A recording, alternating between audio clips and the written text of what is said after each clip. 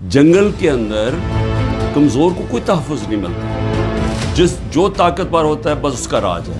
اللہ کے سارے پیغمبروں کا اصل مشن ہی انصاف تھا۔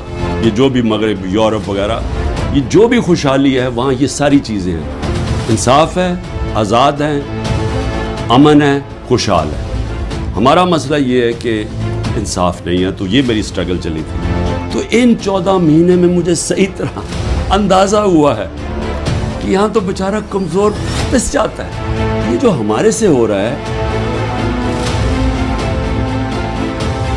یہ سارے کمزور طبقے سے ہوتا ہے پاکستان میں جب وہ طاقتور کے سامنے اس کا ٹاکرا ہوتا ہے۔ میرا جو آج عزم ہے اور سٹرونگ ہوا ہے اور مضبوط ہوا ہے کہ یہ ایک جہاد ہے انصاف کا۔